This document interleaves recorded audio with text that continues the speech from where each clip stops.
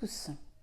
Bon, vous avez dû le voir certainement, il y a une vidéo qui a dû sauter parce que j'avais pas la pêche du tout.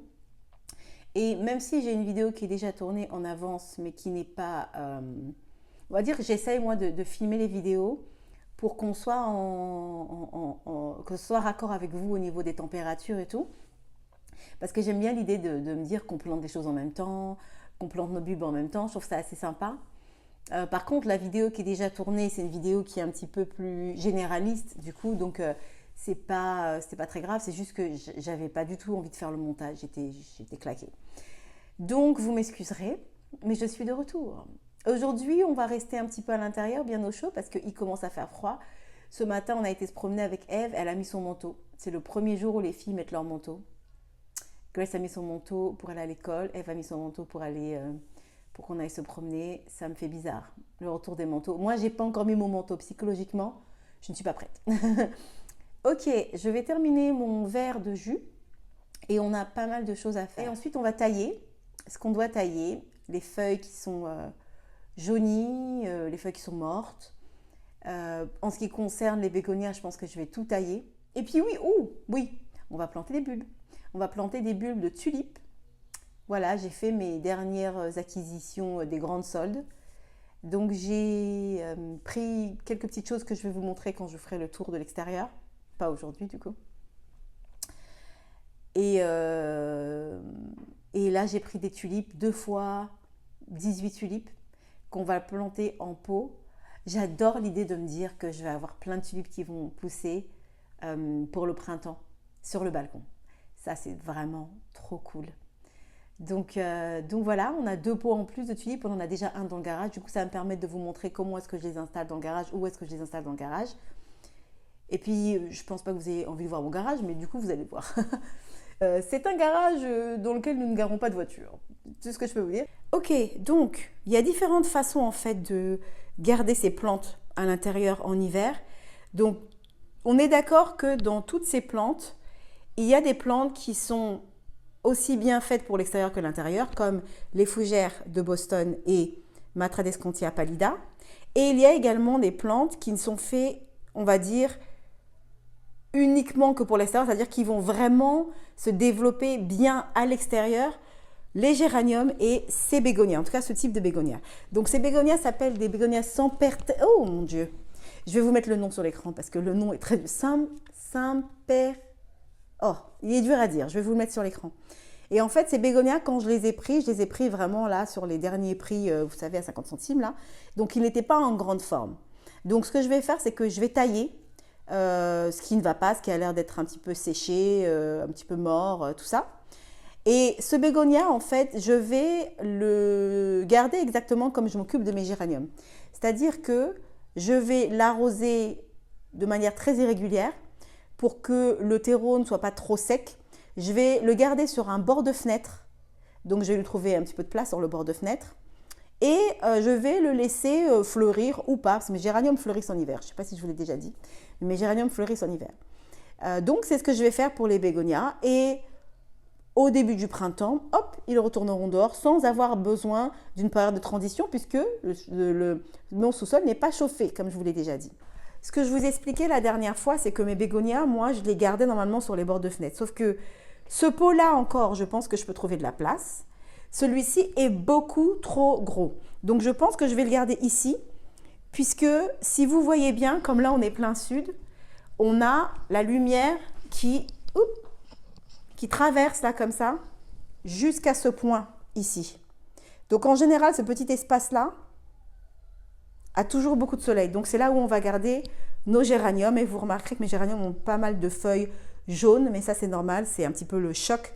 Donc, on va nettoyer tout ça aujourd'hui. Ces géraniums-là aussi vont avoir le même traitement. J'adore les feuilles. C'est vraiment très, très belle. Hein. Trop beau. Même traitement. Je pense qu'on va quasiment tout couper pour celle-ci. Parce qu'elle vient aussi des plants que j'ai pris à la dernière minute, comme les bégonias, à 50 centimes. Donc, qui est un petit peu délaissée. Je suis même étonnée qu'il y ait encore des fleurs dessus. En ce qui concerne cette plante-là, je la traite vraiment comme une plante d'intérieur. Elle va tourner au vert dans quelques semaines, mais elle se portera très bien. Il est possible que je la taille et que je fasse peut-être des boutures dans l'eau ou des boutures en terre. parce que j'espère planter une partie de cette plante, donc la Tradescantia pallida, en terre l'année prochaine. Je pense qu'il y a une personne parmi vous qui m'a demandé pourquoi est-ce que tu la plantes pas en terre. Je me suis dit, mais oui, pourquoi je la plante pas en terre?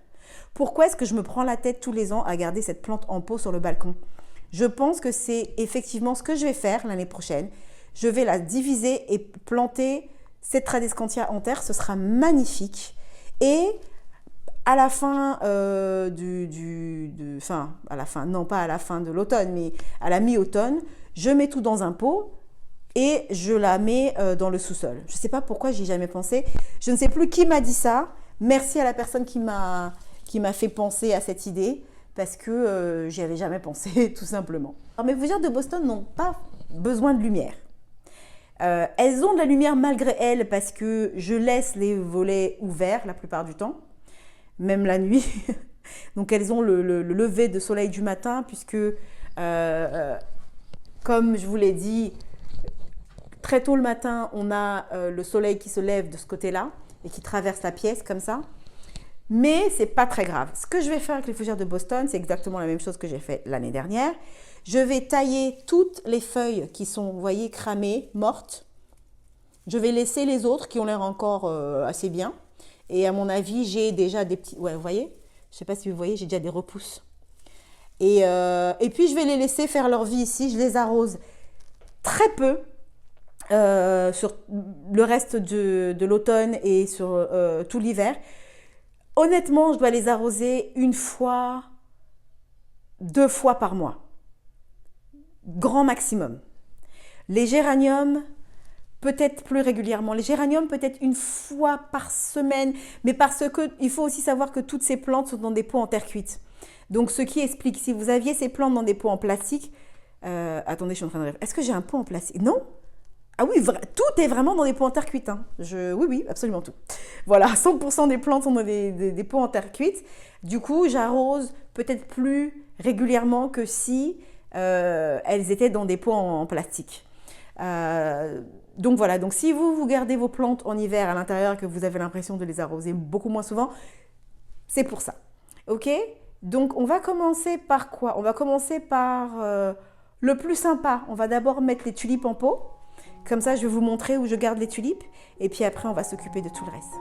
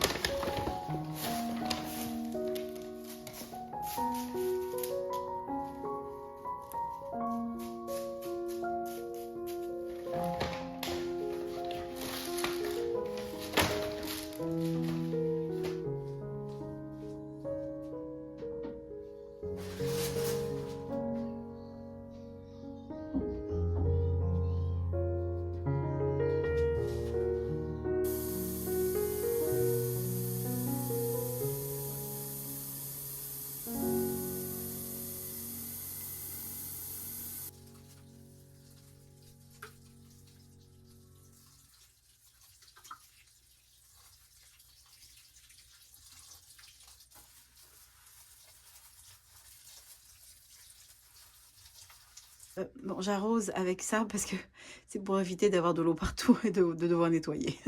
Je fais ma feignasse.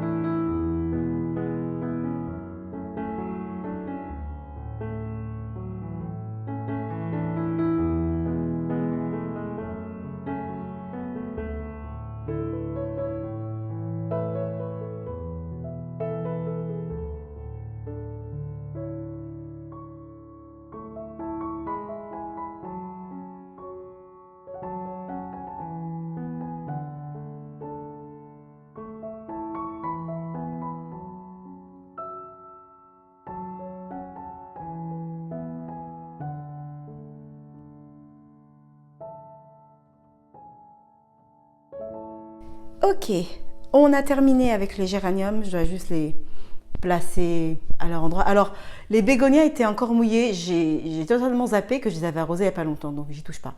Oui, ici c'est un peu le coin, il y a des jouets. C'est pas très rangé, hein, le sous-sol, mais bon, c'est pas grave. Donc, j'ai terminé avec les géraniums. Ça, j'ai bien tout taillé. Voilà. Ceci aussi. Et puis, cela également. Il y a des nouvelles fleurs qui ont poussé, donc je vais les laisser tranquilles. Je pense pas les arroser. Parce que comme les bégonias, je sais pas pourquoi j'ai totalement zappé que j'ai arrosé ces plantes, j'ai arrosé ces fleurs, il y a peut-être, enfin ces pots, il y a peut-être, je sais pas, 5-6 jours, j'ai complètement zappé. Bref, par contre, je pense qu'il va falloir que j'arrose les fougères et que je leur fasse le deuxième arrosage à l'hydrogène de peroxyde. Voilà, donc on va essayer de leur trouver de la place sur les bords de fenêtre. Ça va être cocasse. Je pense que j'ai encore un petit peu de place de l'autre côté. C'est toujours la partie la plus embêtante.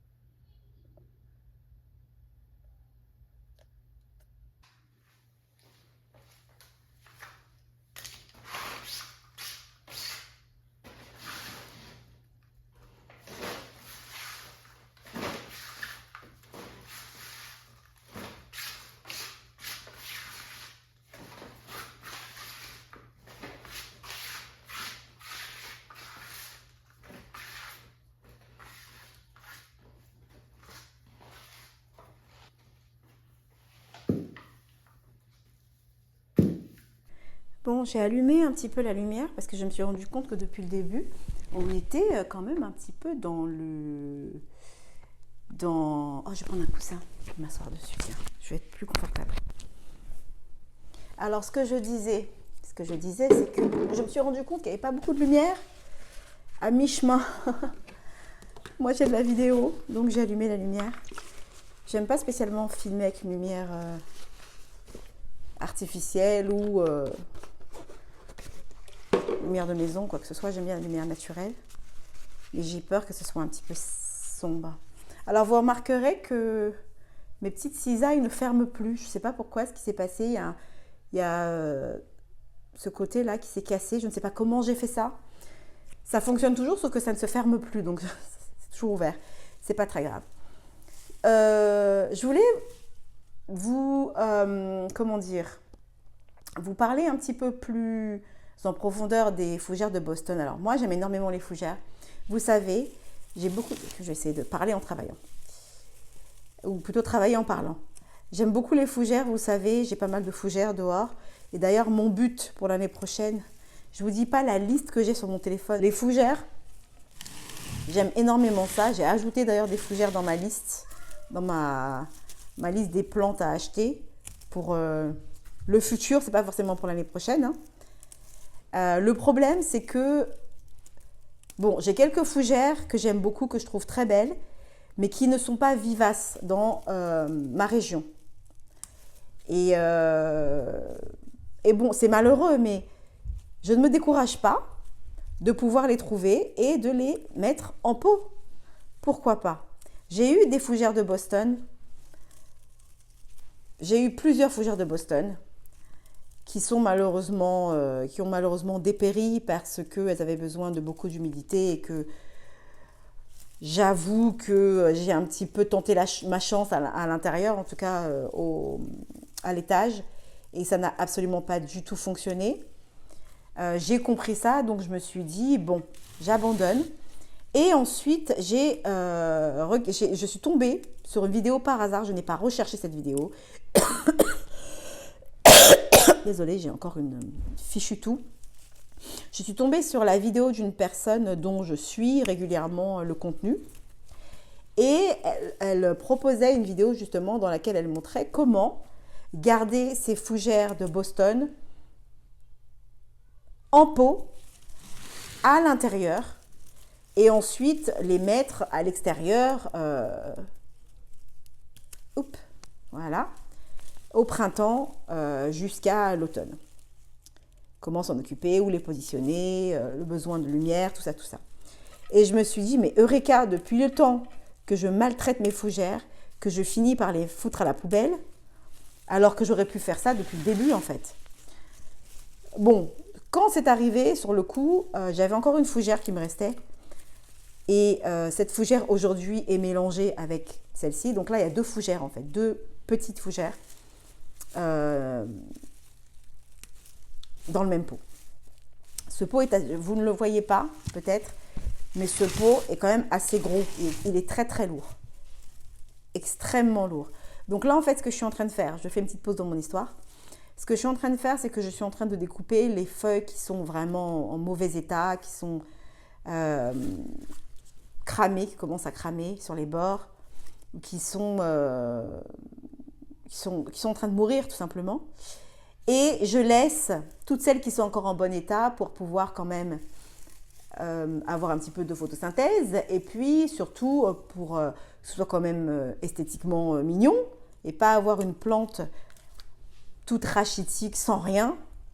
C'est un petit peu triste quand même si elle est au sous-sol et que je la vois pas tous les jours, je la vois quand même souvent quand je vais faire ma lessive, je la vois. Voilà, quand je vais arroser mes plantes, je la vois.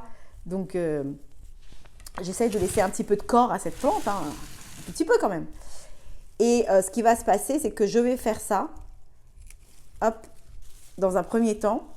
Ensuite, je vais devoir repasser un petit coup dans peut-être un mois.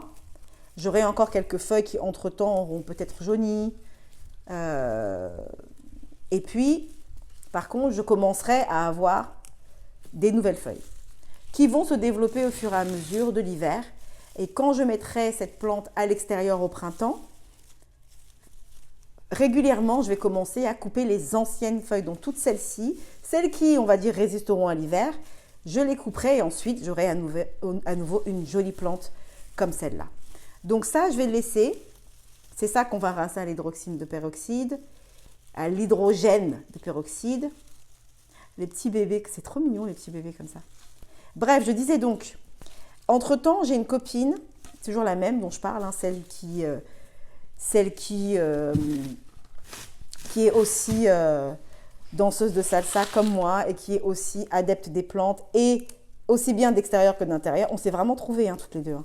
C'est rare quand même dans une vie de trouver quelqu'un avec qui vous partagez 3 passions différentes. On a les mêmes passions. La seule passion qu'on n'a pas du tout en commun, c'est qu'elle aime la bière. Et moi, je ne bois pas du tout d'alcool. Mais quand je dis qu'elle aime la bière, c'est-à-dire qu'elle fait sa propre bière chez elle. C'est quelqu'un d'extrêmement créatif, donc elle crée sa propre bière. Ce que je trouve absolument génial, même si je ne bois pas, je trouve ça génial de pouvoir créer son propre vin, sa propre bière. C'est juste incroyable pour moi. C'est quelque chose que je ne connais pas, donc c'est super intéressant. Elle m'a expliqué le processus et tout, j'étais épatée. Encore une fois, je ne bois pas d'alcool, je n'aime pas la bière, mais, mais c'est le processus qui est intéressant. Tout comme moi, il y a d'autres choses que je fais, je couds par exemple, ou je fais pas mal de DIY, des choses comme ça, qu'elle ne fait pas forcément. Et du coup, on apprend l'une de l'autre, mais on a quand même les plus grandes passions de nos vies, on les a en commun, donc c'est assez drôle. Et donc, elle a aussi, elle a une maison, elle a un balcon et tout, mais elle n'a pas de sous-sol. Elle n'a pas de garage dans sa maison. Et donc, ce qu'elle fait, c'est qu'elle achète les fougères tous les ans et elle les composte en fait, elle ne les garde pas. Et je lui ai dit, mais écoute, si tu ne les gardes pas, donne-les-moi. Moi, je vais essayer, c'est ma première année, je vais faire une expérience. Je vais essayer de les garder à l'intérieur en hiver et puis pour les remettre à l'extérieur au printemps. Elle m'a dit ok, elle me les a apportées. J'ai fait une petite vidéo d'ailleurs sur ces plantes avec mes plantes incluses dedans, mes fougères incluses dedans et les siennes, que j'ai postée sur Instagram en expliquant comment justement prendre soin de ces fougères en hiver à l'intérieur. Et cette vidéo, du coup, elle est toujours d'actualité puisque je refais exactement les mêmes gestes. Sauf que l'année dernière, j'avais fait tout ça à l'extérieur et ensuite je les ai entrés. Là, je fais tout à l'intérieur parce que, écoutez, il fait un peu frais là. Et je suis très bien ici. Tout va bien. Je suis contente d'être dans mon sous-sol. J'y passe pas beaucoup de temps, mais le temps que j'y passe est toujours très agréable. Très, très agréable. Et là, j'ai pas mis le chauffage du tout parce que il fait frais, mais c'est très supportable. Voilà, je pense qu'on est bon en ce qui concerne les fougères. On leur laisse un petit peu de corps, comme je vous l'ai dit. On les laisse faire leur petite vie en bas. Et je ne sais pas... Oh, j'ai réussi à le fermer. Je ne sais pas si ça va pas se réouvrir. Petite chose que je précise. Au niveau de l'arrosage, je crois que je vous ai dit que je les arrosais 1 ou 2 fois par mois parce qu'elles sont dans des pots en terre cuite. Donc ça, j'ai déjà dit. Au niveau de la luminosité, oui. C'est pas forcément recommandé d'avoir de la lumière pour les fougères. C'est un peu comme le cas des tulipes. Vous pouvez très bien les avoir dans une pièce plutôt sombre et elles survivront. Alors évidemment, toutes ces jolies feuilles vertes vont mourir plus rapidement si vous les mettez dans une pièce sombre. Moi, les feuilles restent vertes quasiment tout l'hiver pour la simple et bonne raison qu'elles ont un puits de lumière ici, même si c'est pas une lumière directe. Enfin, à l'extérieur, je ne les mets pas en plein soleil. Hein. Mais même si ce n'est pas une lumière filtrée, si j'essaie quand même de les mettre dans un coin où je sais qu'à un certain moment de la journée, il y a quasiment très très peu de lumière, ça ne les dérange pas parce qu'elles en ont quand même un petit peu. Et que ce sont des plantes à la base qui sont de toute façon habituées à ne pas avoir besoin de beaucoup de lumière. Donc voilà, je disais donc dans ma petite liste, j'ai quelques fougères que j'aime bien, que je trouve très belles, que j'aimerais bien me procurer, mettre en pot, garder en hiver en bas. Donc il est possible que l'an prochain, j'ai plus de fougères ici en bas. Avant toute chose, on va récupérer nos pots de tulipes qu'on va mettre au garage. On va les remplacer par les fougères qu'on va arroser. Voici donc notre garage, qui est en fait une salle de sport. Voici notre garage. Et là, vous avez le premier pot de tulipes qui est tout seul. Hey! Ça va? Donc, on va installer les deux autres juste à côté. Alors, vous allez vous dire, oui, mais écoute, il y a de la lumière là, dans cette pièce. C'est parce que j'ai entrouvert les volets. Sinon, normalement, il n'y a pas de lumière. Je ne garde pas les volets ouverts comme ça dans le garage. Je ne sais pas pourquoi je l'ai fait. Ah oui, parce que je voulais nettoyer. On a ouvert le garage pour avoir un petit peu d'air frais. Et en fait, il y a tout de l'extérieur qui est entré. Je voulais nettoyer. J'ai ouvert juste histoire d'eux. Mais normalement, il n'y a pas de lumière dans ce garage. Et normalement, mon mari, c'est lui qui utilise cet espace-là, fait ses exercices plutôt le soir. Donc, il n'y a pas du tout besoin de lumière. Et je vois un énorme spiderweb, toile d'araignée, une énorme toile d'araignée là. Bon, parce que j'ai envie de terminer de filmer, je vais nettoyer ça après. Ok? Donc, faites comme si c'était parfaitement propre. Voilà, ça c'est fait. Allez, bye bye. Vous allez me dire, mais du coup, pourquoi est-ce que tu ne laisses pas juste les tulipes dans l'autre pièce, puisque elle est pas vraiment chauffée et qu'il y a moyen que tu puisses les mettre dans un coin qui est sombre. C'est très simple. Le fait que cette pièce soit partiellement chauffée et que en plus de ça, il y ait quand même une forte lumière naturelle. Alors je pourrais très bien fermer tous les volets tous les jours, mais ce serait très embêtant, mais bon, je pourrais le faire. La différence entre semi-chauffé et pas chauffé du tout est une très grande différence. Parce que ce sont des bulbes. Ce ne sont pas des plantes déjà matures. Et les bulbes ont besoin d'une période de stratification, je crois qu'ils appellent ça comme ça, où ils ont besoin d'une période de froid pour pouvoir créer leurs racines.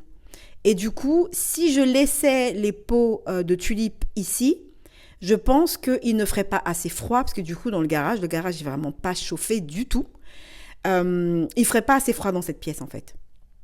Parce que même quand on ne chauffe pas, on a quand même, si on ouvre la porte d'ici, du sous-sol, on a quand même le chauffage de l'étage qui traverse le couloir, qui traverse l'entrée. Donc, il ne fait jamais super froid ici. Il fait frais.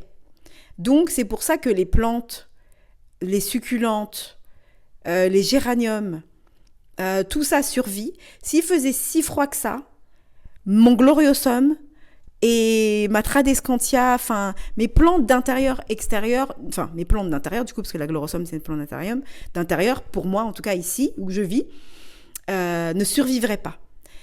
Donc voilà, c'est vraiment par rapport à la température, parce que je pourrais faire en sorte de mettre les tulipes dans un coin hyper sombre ou de mettre quelque chose par-dessus pour... mais c'est plutôt le côté température qui fait que je préfère les mettre au garage.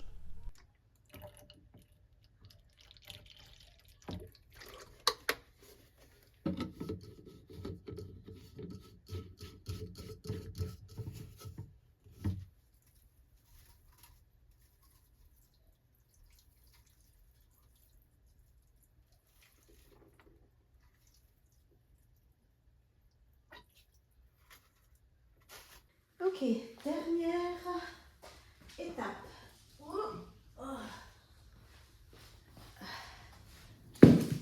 Bon, alors en fait, ce qui se passe avec cette plante, c'est que effectivement, c'est une plante qui grandit très très vite, extrêmement vite. Je n'arrive pas à suivre. Je ne sais pas si je l'avais dit, mais au cas où je le répète, désolée. J'ai rempoté cette plante 3 fois depuis le printemps. C'est énorme. 3 fois, c'est énorme. Je suis perdue. Donc, comme j'aime énormément cette plante, ce que je vais faire, c'est que je vais...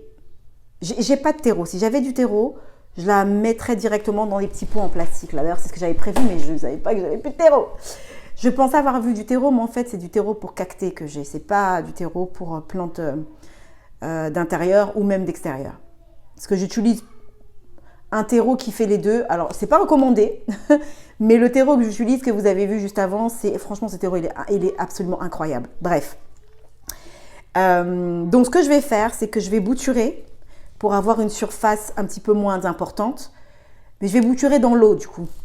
Et on va juste couper tout autour, se débarrasser aussi des feuilles qui sont un petit peu sèches.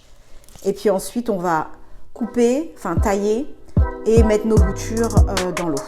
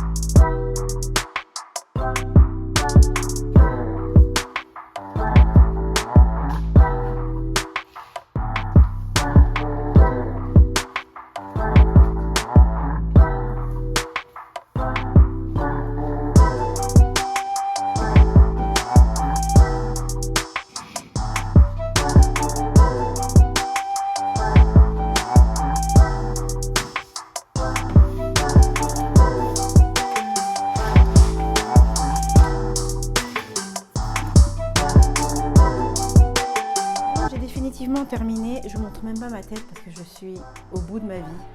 En plus, heureusement, j'ai fait pas mal d'interludes musicales parce que je toussais comme pas possible. On a terminé pour la saison. J'ai terminé d'organiser les plantes. J'ai terminé de les nettoyer, en tout cas pour le moment, jusqu'au mois de janvier, fin décembre. On va laisser les géraniums fleurir s'ils fleurissent. On va les laisser faire leur vie. Et vous voyez, il y a encore un peu de place pour d'autres fougères. Hein voilà, donc j'espère que vous aurez apprécié cette vidéo. Et je vous dis à très très bientôt. Bye!